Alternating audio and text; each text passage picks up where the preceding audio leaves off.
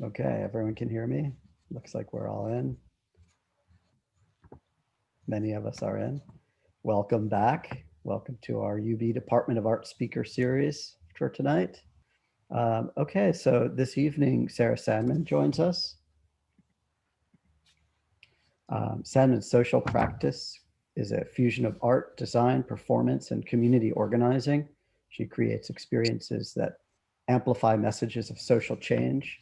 Sandman is a senior TED Fellow, where she has used that platform to speak about how the act of protesting with a community creates unity and support for shared beliefs. And from our faculty, new media artist, designer, and director of the UB Graduate Program in Art, Professor Matt Kenyon joins me in welcoming Sarah to our series tonight. So now Matt Kenyon and Sarah Sandman, thanks very much for joining us. I'm glad for you all to be here tonight. Thank you so much for having me. Yeah, it's great. Great to see everyone. And what a great way to wrap up the semester's Visiting Artist series, and then also kick off our new Masters in Art, our new MA program in Socially Engaged Design, to have Sarah join us today. It's a real pleasure to welcome Sarah Sandman to Buffalo. If that's, we're meeting somewhere in between on some internet router. And Sarah is a designer and an artist and a senior TED Fellow and a friend of mine. And Sarah is best known within art and social justice circles, where she is a force for change. In 2009, Sarah launched FEAST, which stands for Funding Emerging Art with Sustainable Tactics, a multi-year community-driven arts fundraiser in Brooklyn, New York. Her work's been exhibited at the Wozniak Project, a New York artists collective, where she's also been a designer in residence, as well as the Open Engagement Conference in Portland, an important international conference that supports socially engaged art. I encourage everyone to look it up. Sandman's type of work, as Max referenced, kind of falls into this area of social practice, a fusion of art, design, performance, and community organizing. So some notable examples of social practice art in the world, right, include one of my favorites, Reverend Billy and his Stop Shopping Choir, an anti-consumerist street preacher. And of course, ACT UP's infamous pink triangle, appropriated from a fascist history and re-envisioned as a, with the slogan "Silence equals death," debuting in New York City during the AIDS crisis of the 80s. And one of my favorites also, Critical Mass, which holds monthly bike rides that focus on pedal power to push community in a car-free world. And so those are examples of other sort of social practice artworks. And in these difficult and dark times, it's good to be reminded by projects like Sarah's and the ones I mentioned, and to be reminded that there is safety in numbers. I had first heard about Sarah's work years ago, when after finishing grad school at RISD, she decided to bike all the way across the United States.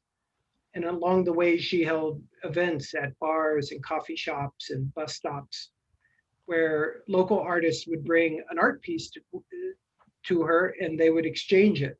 No money involved. And the project that ultimately was created out of that was known as the gift cycle. And what I like about it is that instead of sharing online, Sarah physically transported each object, and it ended up as a massive exploration of what it means to do socially aware design in the world we're living in. Like, she had to carry it, right? And for Sarah, design has to start with community ownership in human relations, which leads me to one of my favorite projects of Sarah's, which is Brick by Brick, or Brick X Brick, Brick by Brick. And so this project deals with something very close to all of us, which is the current outgoing president of the United States, Donald Trump, who in his initial run for president, made a habit of using terms like bimbo, dog, and fat pig to describe women in press events and things like that. And so Sarah organized participants all over the country to wear these custom designed jumpsuits that were emblazoned with appropriated these slogans, these derogatory slogans by the person running for president. And these jumpsuits became the sort of de facto uniform of a series of swing state protests. And in her own words, she says that they were appropriating Trump's divisive language, walling people out of our country. And instead, they constructed a wall of unity, sort of brought people together. And to me, this move is a little bit like one of these judo throws, where you redirect your opponent's massive aggressive action into a form of self-defense. And this is what Sarah calls magical togetherness, a feeling of connection between strangers or friends when they come together in unexpected ways. And so please, everyone, join together with me in welcoming Sarah Sandman and this most unexpected formats of our last Zoom Visiting Artists series. Good to see you there. Thank you. Thank you so much for having me. Thanks for that intro, Matt, and thanks, Max. Hello, everyone. I so wish I was with you in person, since that's my preference of spending time with people. But we will have we'll do some interaction. We'll have some fun with the tools that we have. So, again, I'm Sarah Sandman. I'm an artist, designer, and activist, and I'm going to start with an interactive activity that we are all going to do together. Always in these little rectangles right now. So go ahead and get in a position where you're able to slap your thighs and clap your hands, as awkward as that may be. Now, everyone's going to be on mute. If you're uncomfortable, you can turn off your video, whatever it is to get you in a comfortable space to be able to participate, but just turn off the video for now or leave it on. What I'm going to do is I'm going to play a video, and when you see a circle, I'm going to want you to clap. And when you see a rectangle, I want you to hit your thighs on your thighs with your hands. So a circle is a clap, and a rectangle is hands on thighs. So let me share my screen really quick.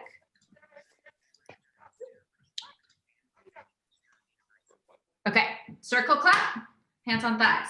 So, are you guys ready? Are you ready? All right, here we go. Hold on.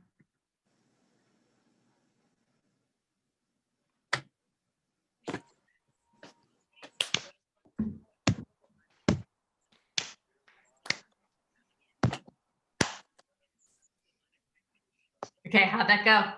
How was that? Okay, so what we just did together is a string of Morse code. All right, so an alternative way for us to communicate together. And is anyone able, and you can go ahead and put it in the chat. All right, is anyone able to translate this Morse code that we just performed together? Anyone? Anyone? I can't see my chat right now to see. Well, if you guessed the term water, you are correct. So what we've been spelling together is a string of Morse code showing how we can collectively communicate with a group. And I'm obsessed with how to design for participatory moments such as this. So designing dissent. I'm going to go through, I'm going to share some of my work about how to, let me just hide this. Sorry, I'm not able to see. I'm not able to see my full screen. 1 second. Oh, well, we'll just roll with it. So how is design used in radical ways to design resistance? What ways can design be a tool to amplify messages of change, for equity, for social change?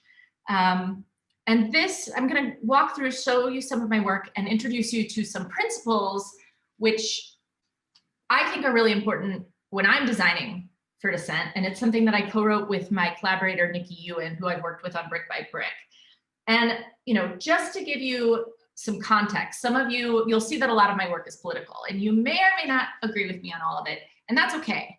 But what I do want you to look at is, what can you learn from these principles I'm showing for if you were to ever do a project communicating about something you're interested in that matters to you in your heart?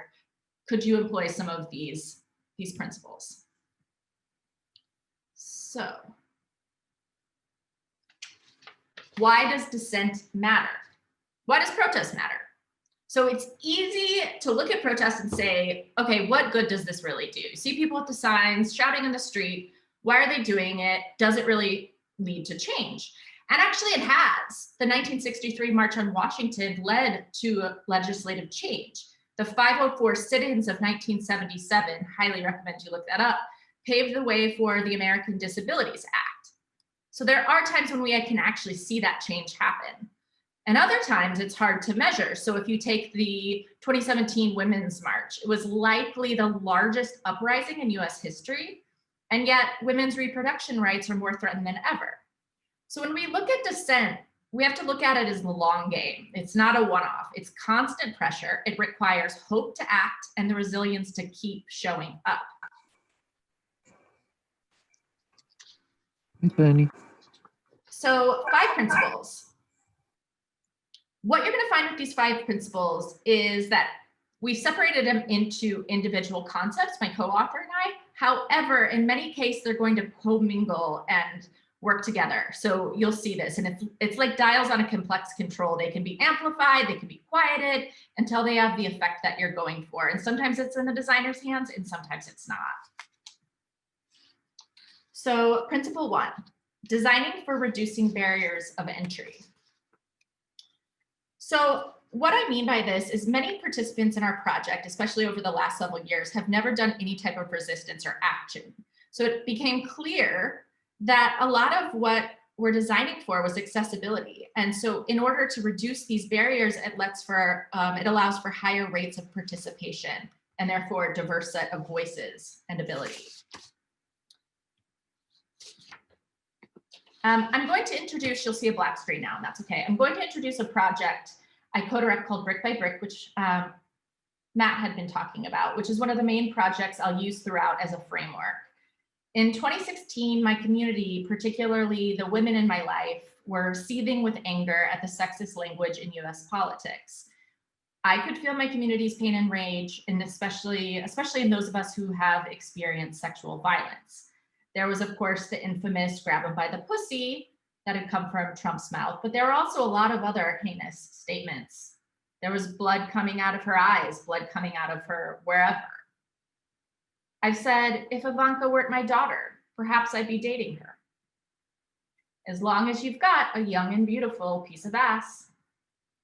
A person who is flat-chested is very hard to be a 10. Must be a pretty picture you dropping to your knees.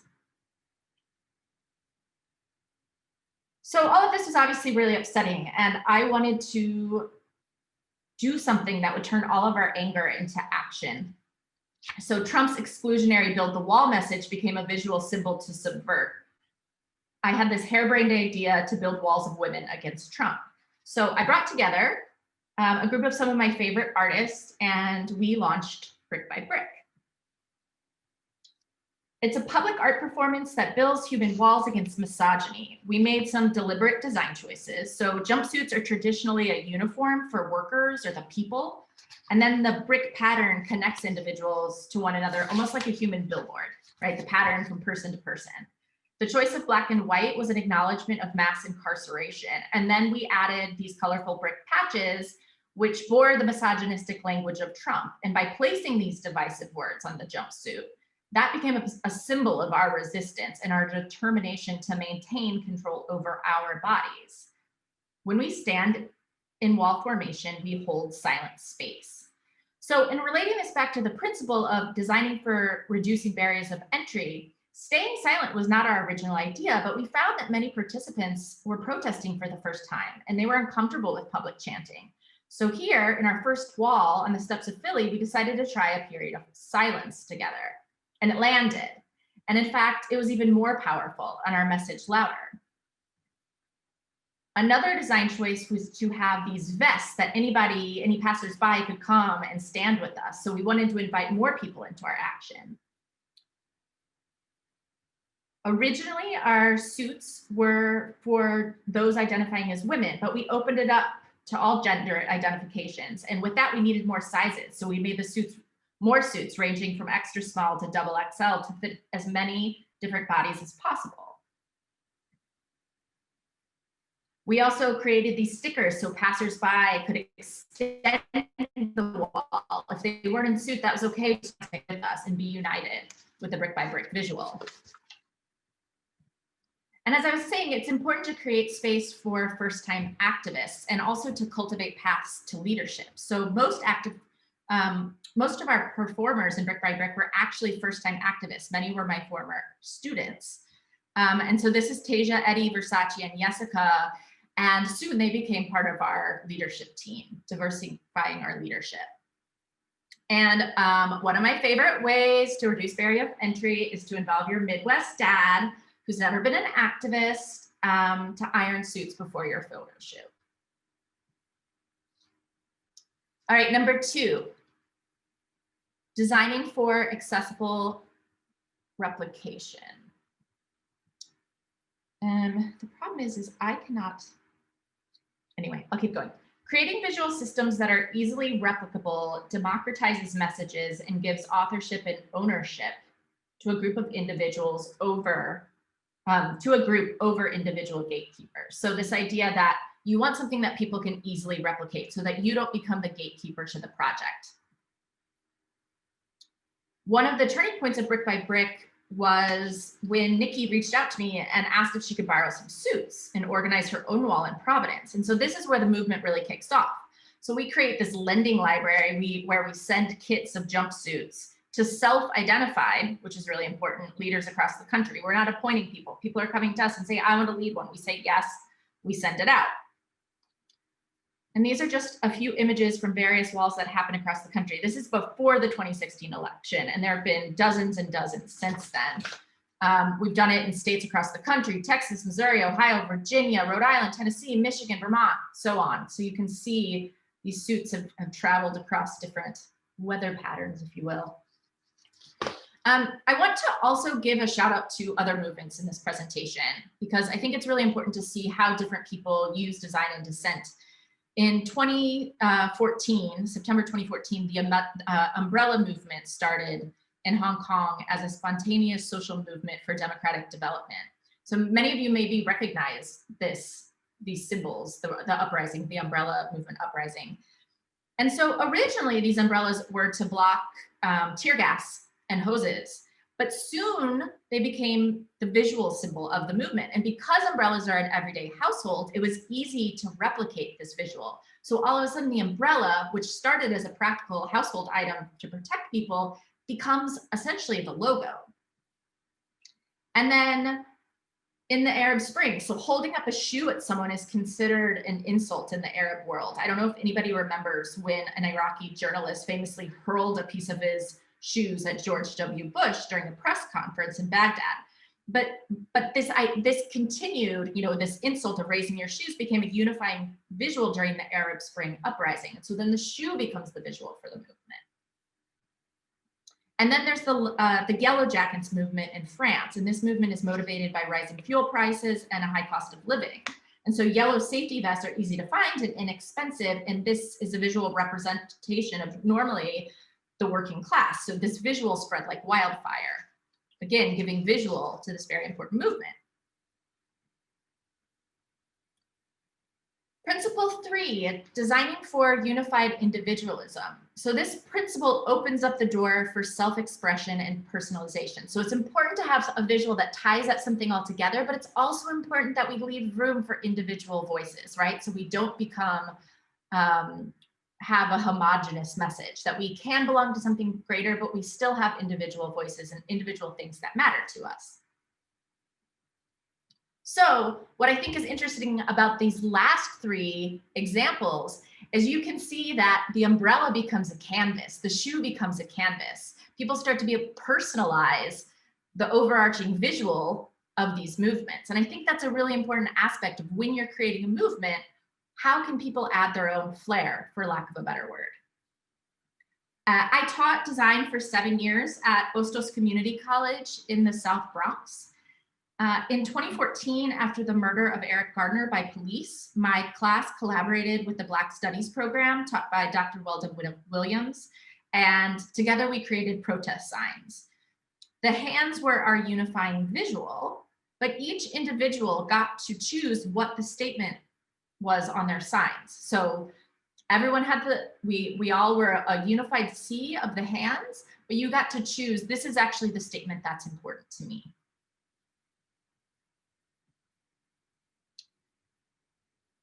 At the TED Women Conference in 2018, I collaborated with designers Sadna Shroff and Kelly Saroon to create our We Show Up scarves. And the original scarves were dyed different colors and only had the words "We Show Up" printed on them. So then what we did is we laser cut these different stamps where participants at this workshop could choose from 9 different statements and then stamp their own scarves for why they themselves show up. So we controlled the design through these stamps, but we gave a variety of messages for people to choose from. And so you can see what starts to happen. Someone shows up, they say, "We show up because the time is now, because we will not be silenced, because how else would we think it done?" And so people got to choose their favorite statements. And you also, I mean, just making a mess with a bunch of professionals that work in tech is like one of the best ways to come together. Just like make a whole mess together was really a good time. Okay, so this next principle, designing for designing for spectacle and media dissemination. So it's important to create spectacles so you don't only get the attention of a live audience, but also media. And if you can get media to pay attention, you can amplify that message even larger. So what can you do that people can't not look at? So with Brick by Brick, setting a location for dissent is critical. You find locations that have stories. So organizers across the country chose sites that amplify the messages in their own community, spaces that really matter to their own community. So for example, the St. Louis Courthouse in St. Louis, Missouri, of course, is the site of the Dred Scott and Sanford case. The Woolsworth Lunch Counter in North Carolina was the site of the Greensboro sit-in. LA Trump Golf Course, the Robert E. Lee Monument in New Orleans. We went to the Congress building during the US Congress building during the Kavanaugh confirmation hearings, and of course the White House. So this is us inside the Trump Tower on Fifth Avenue. So you might be wondering, how did you do this inside the Trump Tower? Well, Trump wanted to build a tall, very tall tower. And in New York City, what that means is if you go over a certain height, you actually have to designate part of the building to be public space. And if space is public, it means you can protest there. You have the right to protest there. So as you can imagine, bringing this into the Trump Tower, literally where his apartment is several floors up, got some media attention. So we were in the New Yorker, CNN, Washington Post, Univision, HuffPost, Quartz, now this, like it blew up.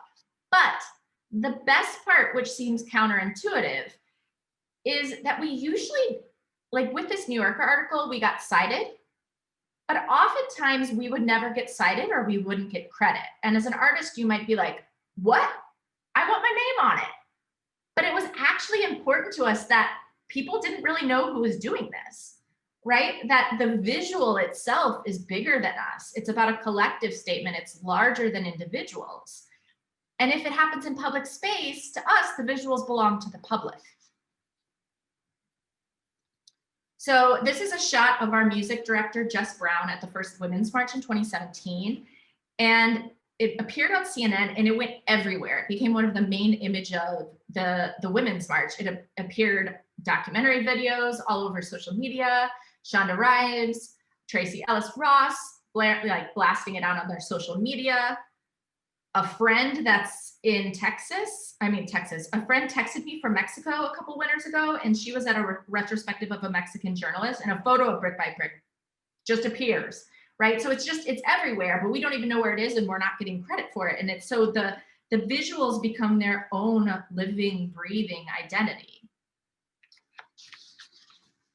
Oh, this was in, if anyone's seen the show Grownish,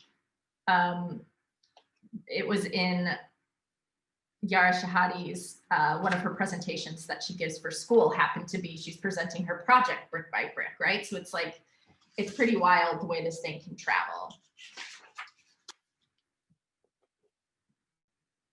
Okay. And the last principle, principle 5, is designing for collective joy. Lost a note, there we go. So many of you may have heard Toy Derricott's quote, "Joy is an act of resistance." It's been all over social media lately. And it's something that, it was a quote from 2008 in a poem that she wrote. And it's something that my collaborators and I strive for in our work. What does it mean to design for collective joy in public space? So this was the bike route of a community ride I created in Providence in 2008. So this is before all of us had smartphones and could GPS, right? So I was like drawing this on a piece of paper, print them out in Providence. And it's a message in support of Barack Obama. So what we were doing is we were traveling this route as a community, spelling out our message in a form of collaborative communication. Local community members joined in. Children asked their parents, hey, can we jump in? And they'd join us. They'd get t-shirts. Even the mayor took to the streets. And we were full of hope. We were excited. It was joyful. I mean, you could feel the joyous energy reverberating across the town. This October in Providence, I designed a climate justice procession with my collaborator, Jessica Brown, the music director from Brick by Brick. It was commissioned by Finax and TED Countdown, and the project highlights the environmental justices that have a disproportionate effect on BIPOC and low-income communities. So given the isolation, the darkness felt in these pandemic times, Jess and I saw an urgent need for collective joy. And she and I view dance and music as the best recipe to get people activated, interested, and motivated to produce change. One of the most important aspects of designing for community is the partnerships you form. So you always want to be thinking about who can I partner with? Who can I partner with? You don't just do this alone in a silo. Who are you inviting to the conversation? So we partnered with an all-women's marching band, a BIPOC queer performance group, local government officials. And then one of our most important partners was the Wide Awakes. I don't know if any of you are familiar with the Wide Awakes, but it's an initiative for people to activate their own community and collective joy in action. So the Wide Awakes I've put up their Instagram and their website for you to look at, because anyone can get involved. They have a toolkit and they have this incredible democratized eye design that is just this central motif that anyone can take and build off of. So you don't have to use their font, you don't have to use their logo, but you just keep building on it. And they have this infinite playbook that anyone can check out and get involved. So Jess and I were like, we have to be part of this movement. So we put our own twist on it. We created these sweatsuits that involved the eye motif, but one that we created and designed and created it into our costumes. So Jess and I considered accessibility in design, coming back to that first principle. Our procession had several stops, so people could join, who couldn't join the walk could still participate. They could meet us along the route. And again, location is critical to these stories we tell as designers. We started at the former homestead of slave ship Sally's commander. So this is literally a guy who had his home in Providence, and he is responsible for bringing an enormous amount of enslaved peoples to the US. And this is his home, this yellow home up here. And so we occupied this home and flipped it around, flipped the narrative. There's a group there, the House of Glitter, that's occupying it. And so we came and started there, reckoning with this egregious place in the community's history that's often overlooked. We danced through the Chad Brown affordable housing community. And we would do these call and response shout outs with residents about the kind of future they wanted. So we'd be like, you know, tell us what you want in the future. And people would shout out like, a better life for my kids. And we'd repeat that back. And so it would be a call and response with the band. We went to the state capitol where we heard from local climate justice leaders. We ended at a new vote mural where a local congresswoman spoke about the importance of voting. No, let's see if you guys can hear this as I play it. Can you give me a thumbs up if you can hear the music?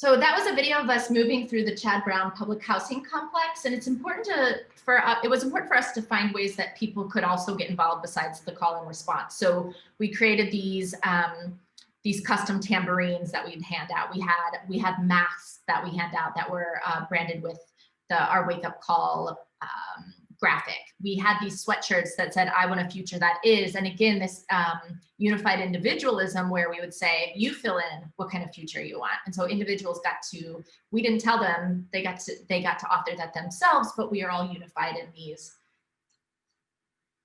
sweatsuits with a similar color and style. So just to summarize, these are the 5 principles that I went through. Again, all of the projects utilize them in one way or another, but hopefully some of these examples helped explain them. I'm of course happy to answer any questions about them, but it's, to me, doing this for over a decade, this type of work of designing for dissent, these are the things that I have found that make for successful projects, that you make it easy for people to join in, that you make it easy for people to be able to replicate it. You don't have ownership over it. You want people to repeat and grow, that you find ways for individual voices to be part of a unified collective, that you find ways to stop people in their tracks with spectacle and make media pay attention so that you get the people on the street, but you also get the news blasting your message out. And then of course that you find joy, that the streets are a place of joy, that resistance, joy is a form of resistance. So with that, I will close out.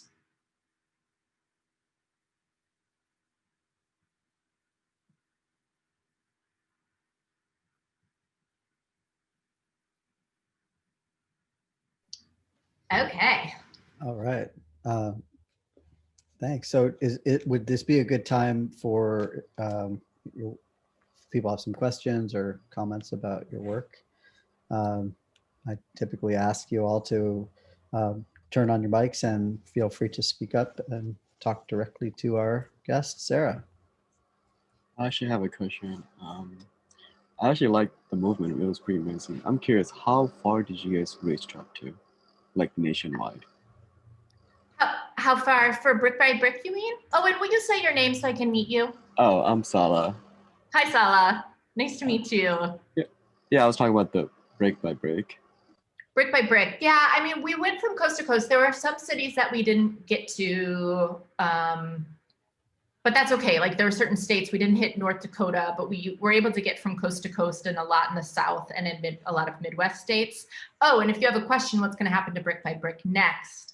we have an amazing surprise for Inauguration Day to be revealed.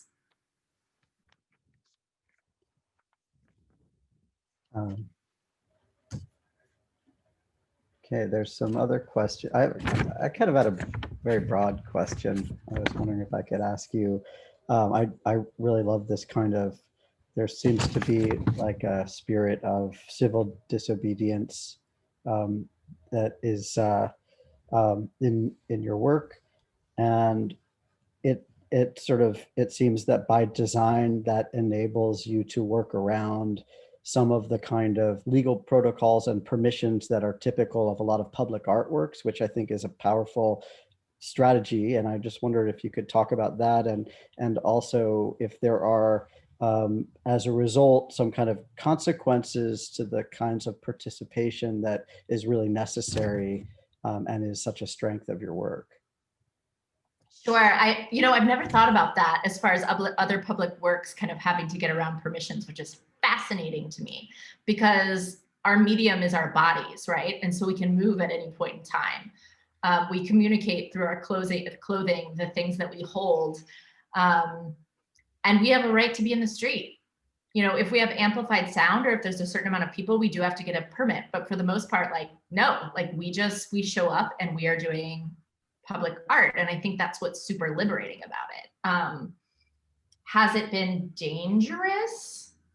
I've been arrested before, was okay. We have had things yelled at us. You get direct feedback on your work, right? It's one thing if you put a visual out there and the artist isn't there, you don't get to hear what people think about it. Mm-hmm. We've had people scream at us inches from our faces and called us things that my dad wouldn't be proud of, let's just say. And it was hard. It was hard to take, but we were in that silent performance. And so we didn't say anything back, and it drives people mad when people want you to yell back. They're so mad, they're yelling in your face. They want you to shout back, and you're just holding stone face. You are just the statue, and it drives them nuts. But yeah, I don't know if I answered your question, but I love that thinking of oh yeah, we don't have to get permits. We don't have to get budgets to build. We just show up and now we're public art. Mm-hmm. Yeah. Thank you. No, that kind of directness of it is it's very, very powerful. That's an interesting point about standing by your work. You are in that moment, you're in your work. I see there's some comments and questions. I want to make sure that we hear from everyone. Talk to me, people. Just go ahead and unmute. I love engaging with new people, so don't be afraid. Two questions. Yes. Sorry, I didn't put mine in the chat, but I just came up with two questions. Number one, it just popped up after you were talking about people yelling in your faces and all that. What was almost the tipping point at a certain event? It's just kind of random question, but what's you were this close to punching someone out, they want that response from you. They want you to start something, but like you said, you just have to take it and all that. But has there been a poignant part where have I ever broken? Yeah. Once. I'm not proud of it, but I'll tell you. I don't tell it in public settings, but I will tell you. So it was the Kavanaugh hearings, and it was right after Kavanaugh was confirmed, and there were a bunch of parents that had brought their children that were supporting President Trump. And I just was these kids don't, they're wearing these hats, and do they have any say in this? And I just turned to this woman and just said, shame on you for doing that to children, in that low voice, but I broke silence. And I have nightmares about it, Nika, now. Because that's not what I had signed up to do. That's not what I invited people to do. And at a certain point, and then after that, I actually said, you know what, I need to take a break. And this is where activist work is really important, because you need to tag in and you need to tag out. It's teamwork. It's why I don't work alone. Because at that point, I was so emotionally fraught that I had to say to people, I need to sit out on the next one. Because I didn't want to say that to her. That's not what I Right, wanted to right. say. Mm-hmm. Yeah. And then my second question, like you said for the Yes We Can maps, um, how has it been like the transfer from like smartphone age to when you first started? Has it gotten easier per se, or has it gotten harder? Easier and harder in different ways. I mean, when I biked across the country, I used a physical map and drew it, right? Like, it would have been much easier with a phone. There are things about phones that are much easier as far as we use an app called Signal, which is the safest for us as activists to not feel like we're being traced. But our phones still, you know, I would say activists, as great as it is for us to be able to organize with our phones and find each other, there's also the danger of like, well, we're easier to find now. If there's a mobile device on us that's tracking our location, it's even easier to follow us. So there's pros and cons. It's easier to organize because it's easier to find one another, but it's also easier to find us. Great questions. Thank you. Can I ask a question real quick, Sarah? Hi. Hey, how's it going? Good. How are you? Good. Is it Leanne? Yes, it is. I have a studio visit with you this week, so I'm excited to talk about a bunch of things. But I was actually very curious about. I really love the idea that you have of like design for people to share, to take, and to just broaden it, because that's the idea, right? Is to just get as many voices speaking across as many platforms as possible. But how do you control, or not necessarily control, but like what are kind of the measures to safeguard against like new activists that maybe aren't familiar with the situation and are put in situations like you're saying, and like their reaction is just an elicited natural reaction to kind of bite back? So how do you keep it safe within the confines of like trying, like especially with the uniforms, right? Like you wouldn't want something to happen where it would be something public and something very like kind of meme-ish and take off because someone acted in a way that they weren't prepared for the situation. I don't know if this makes sense of what I'm saying. No, it totally makes sense. It's like if someone were to act out, let's say I had gotten violent in that moment, right? In the brick by brick jumpsuit. And now all of a sudden brick by brick is attached to this, you know, violent act. Like that would be really, really bad. We meet beforehand. We'll sit together and talk through it. We'll get to know each other. We're holding hands, which does diffuse a lot of that energy because you're silent and you can feel the energy of someone next to you. I noticed that on that day, I was on the end of the wall and I didn't have a hand on the other side of me. So you have to be at a really great mental space to be the last brick in the wall. But we do meditation, we do conversation. We have moments of stepping out. That's the other thing too, is it is it's part of the practice that you're like, you step out and people close the gap between you and hold hands. And so encouraging people to take that moment if it's feeling like too much, which is what I should have done. I presented that as an option and I didn't take it myself. Thank you. Thank you for sharing. Yeah. I have a question also. Yeah. My camera's on, but I guess I'm just a voice because it seems like it's just a black box. It's kind of punk rock. I'm into it. Hi, is it Declan? Yeah, Declan. Hi. So as everybody has probably noticed, I think that the overall attitude towards like protesting in general has shifted this year in the last year quite significantly.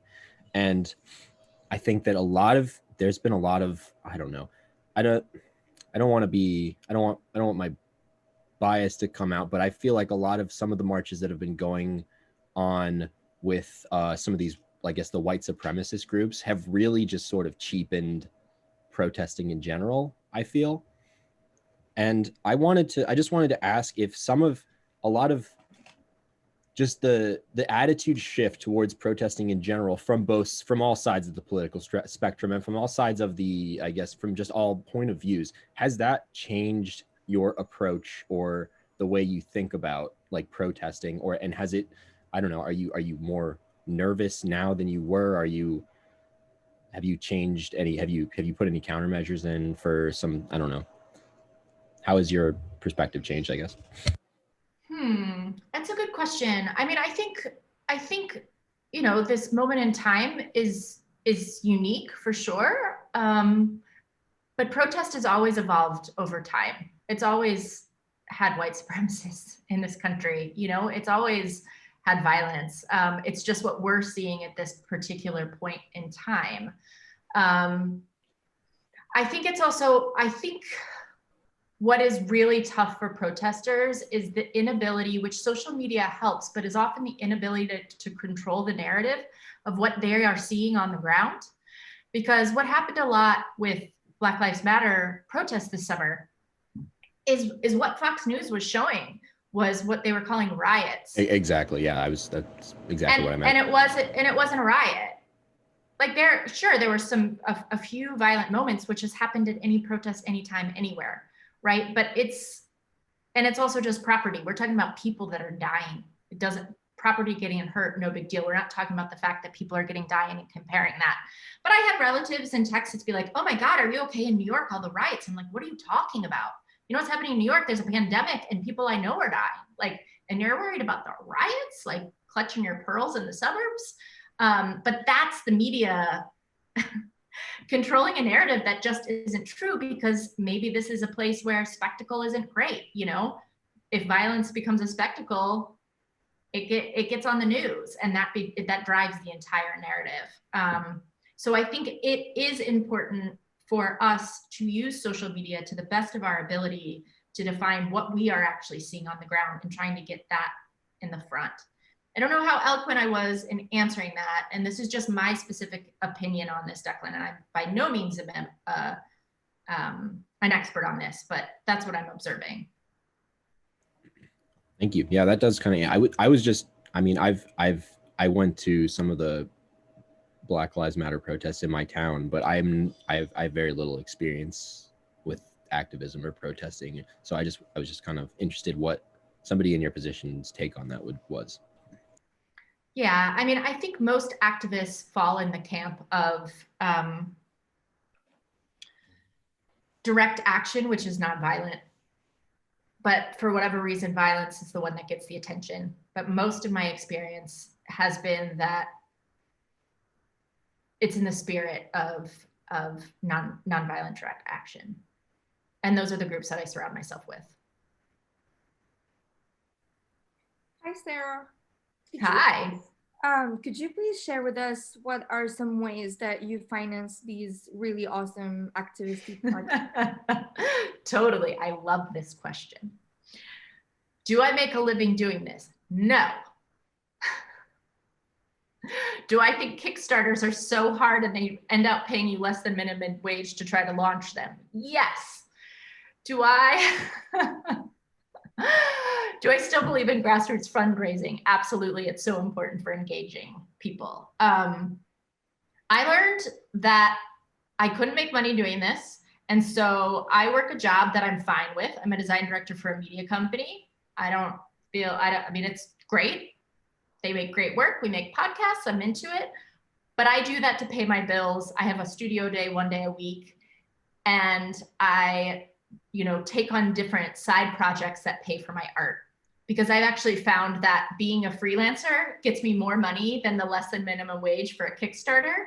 And I end up doing work to fund my art. And it's just what I do. And it's maybe not the sexiest of answers, but it's what I have come to.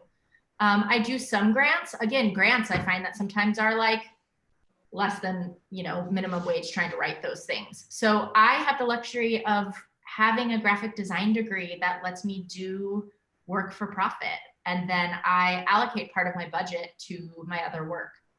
That is how I personally have made it work. Thank you. Yeah, not the most exciting, but it's the honest truth. No, I mean, I was looking for that honest truth.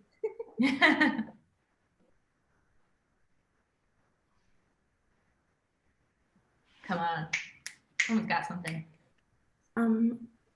It might be a stupid question, but when you guys protest, like how long do you usually do it for like one? Yeah. We have done it where we haven't moved for 3 hours. Oh. And we just stood still for 3 hours. Sometimes people take a break, some people didn't take a break at all. Because once time, in brick by brick at least, time changes. Time isn't what we know anymore, and you're in this kind of euphoric state, holding space and energy with other people. The time just goes by, and all of a sudden we had done 3 hours in front of Fox News in the middle of January, and we were okay. Now the next day our feet weren't, but there's something about that emotional energy being with people that lets you do stuff like that. And we could have kept going. Hey, Sarah, could I ask a question? Yeah. So we have a mix of art students and design students, and we're lucky in our program doesn't have like firm walls between those areas, right? But what do you think are the sort of tools in the utility belt of design that make designers great, forces for social change? Totally. I love that question. It's so funny. I went to University of Kansas, and the designers always had to take art classes, but the artists didn't have to take design classes, the art major. And it was always very confusing to me. Because what you learn in communication design is how to distill a message. And if you're working in something like protest, what you are trying to do is communicate a very clear message. It can't be completely obscure if you're trying to get a message out to the people. So what design allows you to do is to use design principles to whittle down and find out why certain typography, color, scale, all of these things that are very fundamental to design. And in this case, I'm speaking graphic design. But design is all about cultivating, curating a very controlled message. It might get a little chaotic, but that's where design thinking comes in, right? And so every time I'm doing something, it's not about me and my personal expression. It's about me putting something through a filter and texting people in my network and getting quick feedback like, does this make sense to you? Does this read as this? Oh, no, it doesn't. Ooh, actually, like problematic. Got it.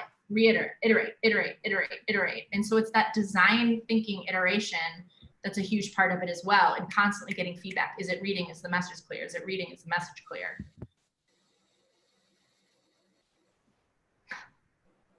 Thank you. Yeah. Artists take design classes. Designers take art classes. Okay. Anybody else out there? We want to make sure to. Is my microphone on? Oh, hello? Yes. Yeah, we can hear you. I have a quick question.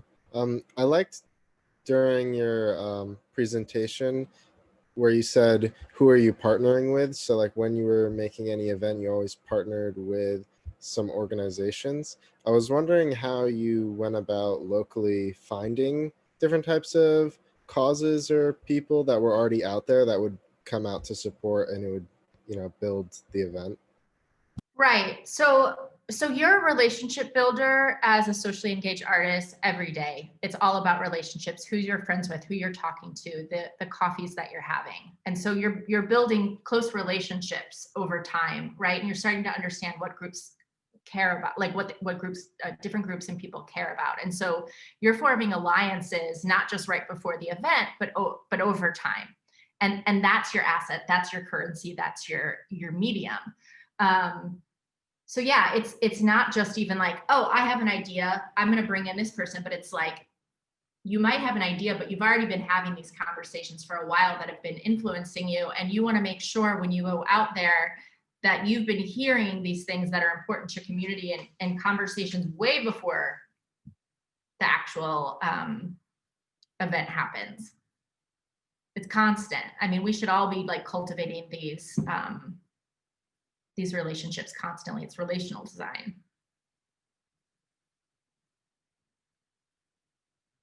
Thanks, Austin. I hope that answered something.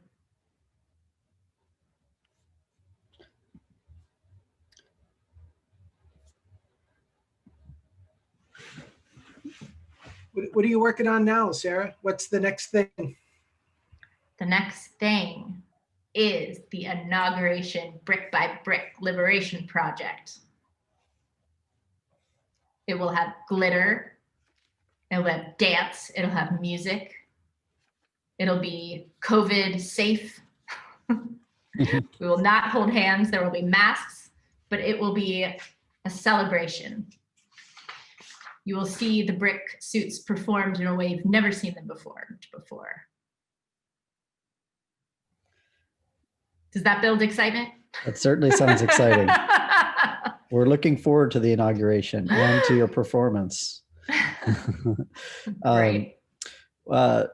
Sarah, thank you very much for being here and also for helping us end a series of our fall 2020 speaker series with such a powerful message that's articulated by your work. So we're very glad to have you here and thank you all for joining us and participating in the series.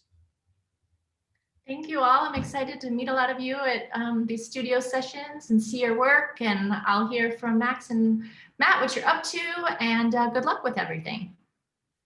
Thanks for having me. Thanks, Sarah. Thank you. Good night. Thank you.